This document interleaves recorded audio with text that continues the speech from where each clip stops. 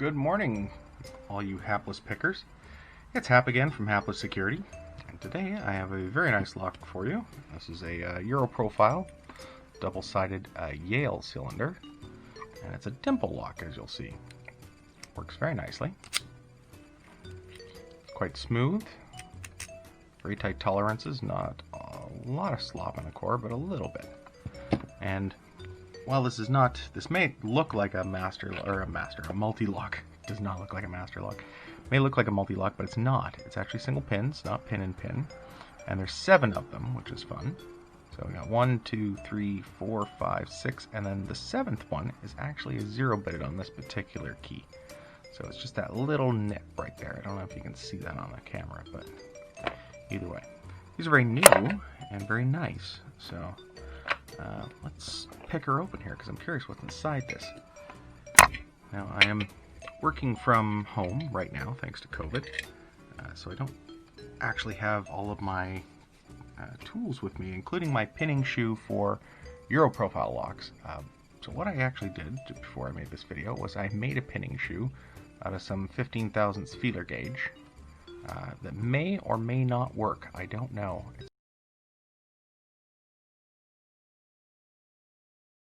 It's pretty rough looking, but you know, it took me about 5-10 minutes, and it does fit nicely down the keyway. So hopefully, if we get it open, we can use that to actually put it back together one of these days.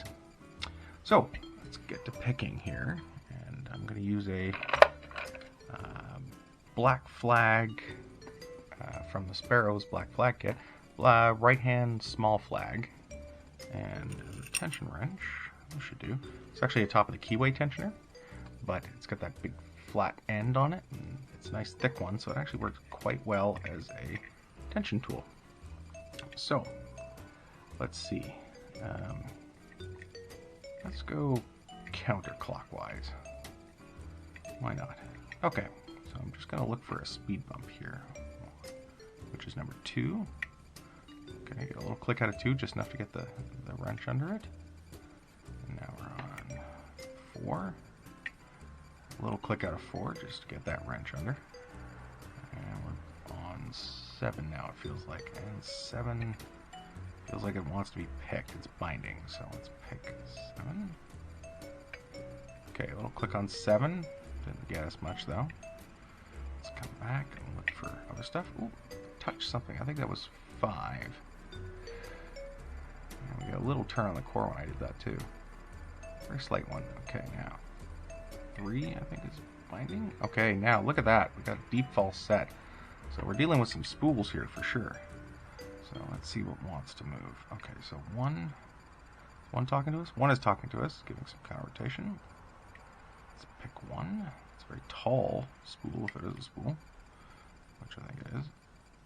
Okay, so, oof. There we go. 1's picked, and we still have that false set. 3 now? Is 3 giving us counter rotation? No, 3 feels very picked.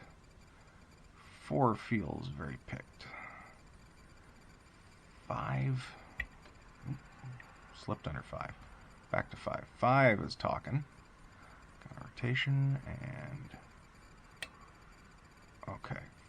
5 went up, but we've lost our false set here. So let's see. Maybe 5 got overset.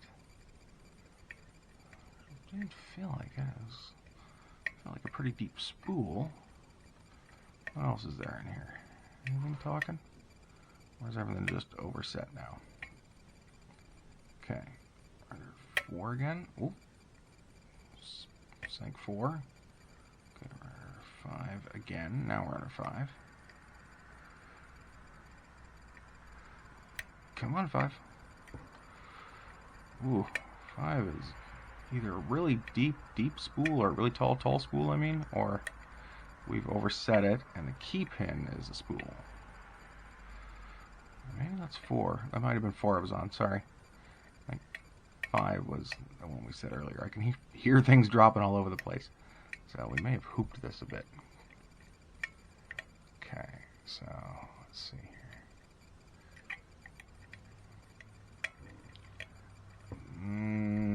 Nothing's talking. Okay, no, nothing talking here. I think I've overset something, so I'm actually going to recock and restart. We're only at 5 minutes, so we got time. Okay, so 2, same as before, just enough to get under it. Yeah. Okay, 3, squishy, 4, now 4 is binding. Okay, we've got under 4. Okay, 5 is a little click out of 5.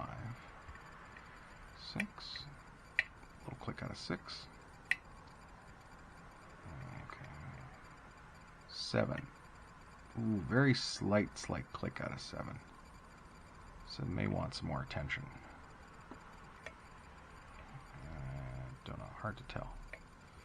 Okay, ooh, little turn on the core when I touched 5, coming back. Okay, around 4. 4 got to say. I think I just overset 4, actually. Okay. Well, maybe not. I seem to come back.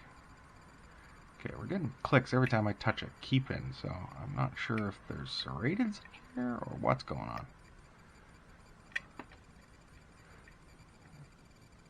We're not getting that false set this time, so I'm going to restart. See if I can get that false set early, if I can. Okay. So 2. There we go. Just enough to 2. Get under it. Perfect. 4. Same with 4. Let's try picking 4.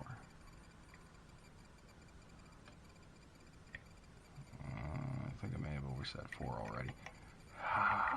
Another recock. Okay. Alright, 1, 2. A little click out of 2 just to get under it. 4. Just enough to get under it. 5, 6. And we're on 7. Okay, a little click out of 7. Anything binding on us? 5 is binding. Little click out of 5. 4 is giving us counter rotation. There we go. Click out of 4. 3 is set. 2. Okay, just touch 2, and now we're deep into that false set we were looking at before. Now 1 is binding and giving us counter rotation. So let's set 1. Come on. Oops, slipped off it. Slipped off it. Slipped off it. There we go. Set 1, and we still have our false set. 2 is set. 3 is set. 4 is... not sure what 4 is trying to do, but whatever. 5 is giving us counter rotation.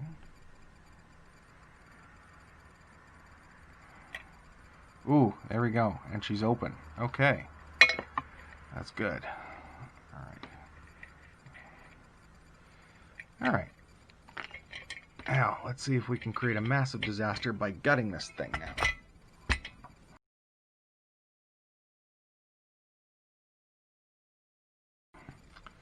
So let's bring out a pinning tray. Actually, don't need all of those tools. Oh, we'll probably need this one. And we'll probably need that one. All right. So let's try out my little pinning shoe here. And I just locked it. Okay. Alright, let's try it with the key. Okay, so first things first, let's get these clips off. I can do this with only one side. Not sure. Yeah. Okay. These clips are notorious for flying across the room. I've been hit with them many, many times, so I'm going to be super careful. There we go. Kept that one from hurting me. That's for sure. Okay, now we should be able to slowly rock this out. And what I'm going to do is might try to drop that actuator, I'm not sure. Okay. What I'm going to do is I'm going to pull this out, and I'm not actually sure what I'm going to do. My pinning shoe plan kind of went to hell, so how best can we do this?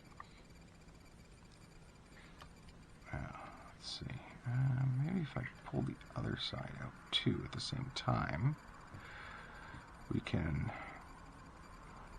drop these pins down the back as we're going along. And you can at least see the pins in order. Okay, so let's take this side off. Okay. See the force that hit my my pinning tray with?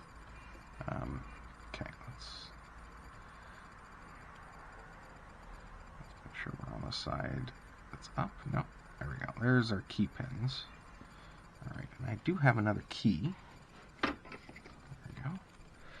For this side. Okay, there. Alright. Sliding around in there.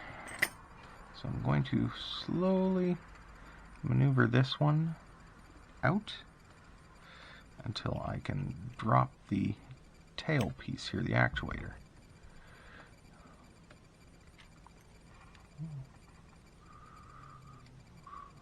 Okay.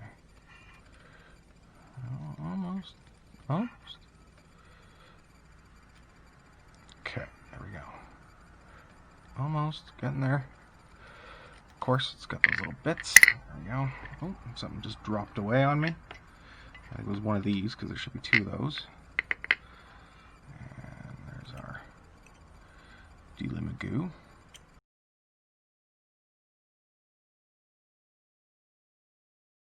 I'll just leave that in there. Okay. Now, as we remove this core, we should be getting tail pins or top pins. So there we go, first one, and it is a, oh, I should remove that too actually. Okay, there it is. It's a standard. Not promising because that felt like a little more work. I hope these aren't all standards. And the next one is, there we go. Oh, ball bearing. Where'd that come from? I'll just put that there. Okay, so the next one is a spool. Very sharp edge on it. Very tall spool too. Alright, so that's 7, 6, 5. There we go. 5. So a shorter spool, but also with a very sharp edge on it. 4. 4 appears to be the same as 6.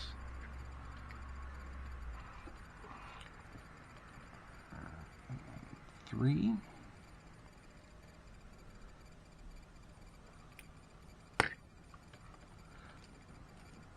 Oh, we're getting springs now too.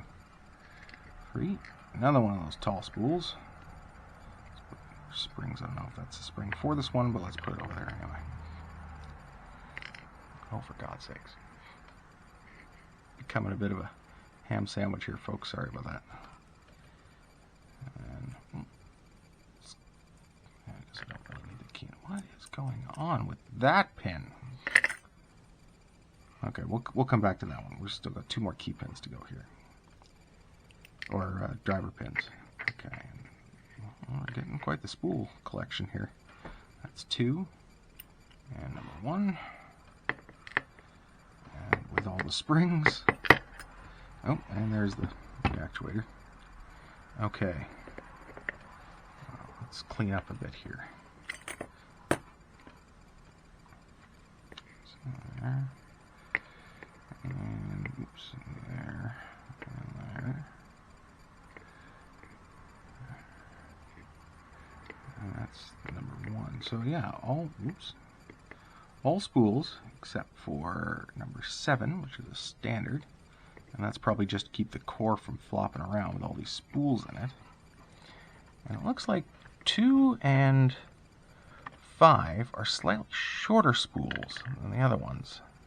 I don't know if that's a pinning choice, like because of the bitting, or if that's just something they did. Alright, let's look at these key pins, because there's some weirdness going on here. Okay, so it's a standard key pin. This one's a different color. What's up with that? Oh, yeah! Torpedo!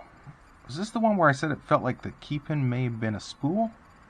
Number 2, I don't remember. I'll have to check on the video. But that is a beautiful torpedo. And then this one, I don't know if you can see on camera, but it's all wallowed out compared to the other key pins. I'm not quite sure what is happening there. Oh, what the hell is that? Oh, weirdness. Super weirdness. Okay, let's come back to that one for a minute, because that's just odd. Okay, number 4, number 5, standard, number 6, standard, and number 7, there we go, standard, okay. Alright, first off, let's look at this chamber. All these chambers look fine except for number 3, which is just weird. It's all wallowed out this way, and I'm not sure why. Oh, also, looks like that's where that ball bearing came from. Yes. There's no spring, though. I didn't see a spring that came out. Is there a pocket for that or anything? No, okay. If you look down in the chamber here, there's nothing going on in the chamber. So, yeah, I don't know what to tell you. Also, number 3 there is just a regular round chamber. Sorry, I'm covering up the light source. It's just a regular round chamber. Yeah, nothing funky in there. There isn't even a divot for that ball bearing to go in. Weird. Okay.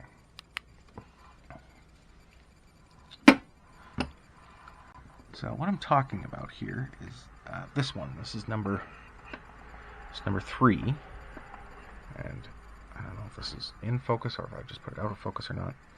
You can see, okay, so it's pointing down this way into the keyway, like so, and that's why that's all wallowed out. And you can see that it is,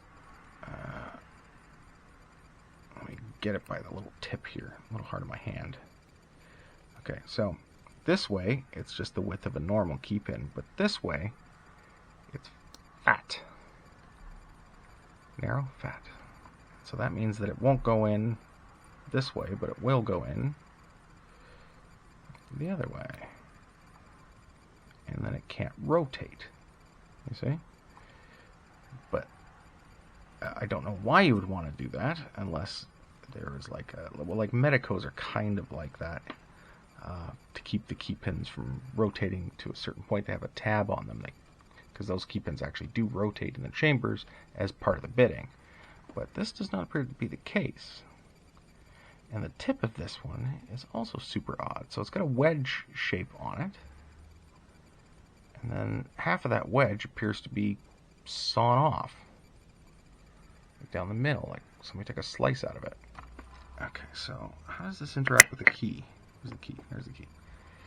Okay, so it's number 3. Okay, so if it goes in this way, that way, I don't think it reacts any different with the key.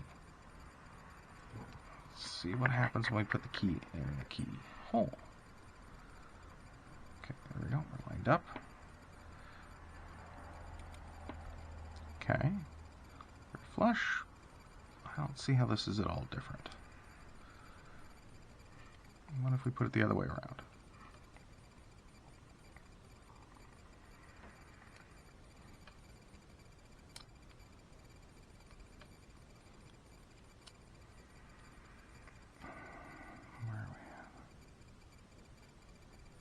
That's where it goes. Okay, that's funny. It sits a little proud. I don't know if you can see that. This is the correct location. So it sits a little proud when it's in that orientation, but when it's in the other orientation, it does not. So it makes a difference. And I don't remember which direction it was in. I think it was in the other way. So let's plunk it this way. And yeah, see, now it sits smoothly. God, I don't know what to tell you on that one. Huh. I've accidentally dragged one of my spools over here. Let's take a look at these spools. Okay, so that's number 2 and that's number 3. And they are different heights. It wasn't just me. But they have very sharp edges on them. And this lock feels like it has some really nice tolerances on it. And it's got some really good machining. So I think that this would be, oh yeah, that is a grippy little bugger. Yeah, that would be a hard spool to manage in these chambers. For sure. Way too much movement there. That is great. That is awesome. And the other funny one, and this, and I love this. I might actually take this out of this lock and use it in other stuff. This is a torpedo pin, and for obvious reasons, it looks like a little torpedo bomb. You know, yeah, I'm a big kid at heart. I pick locks for fun. Obviously, I'm a big kid. So, this acts like a spool on the end, and then like a key pin on this side. And the color difference makes me think it might actually be steel. Let's see, this is magnetic. Yeah, okay, so this is a magnet on the end of my flashlight here. And there we go. Yeah, so this is actually a steel pin. Or some other ferrous metal, who knows. Wow, good machining on that too. I'm going to do a video coming up soon too where I talk about machining your own security pins, because I actually make my own security pins and I have a really good process for it, or set of processes too. I have like the how to do it sort of the ghetto style with minimal tools, and then I'll show you my rig, which is one that I spent a lot of time developing, and it's a cool system. It's very accurate for making very precise and fine cuts onto these little key pins. And I actually do them from just brass rod stock, which I have over there in a drawer. I'm not going to bother getting it. But yeah, I'll do a video soon. So, there you go. That is our Yale Dimple Lock. Very nice lock, actually. Very, very nice lock. Let's get the key up here. There you go. Thanks for watching, and happy picking.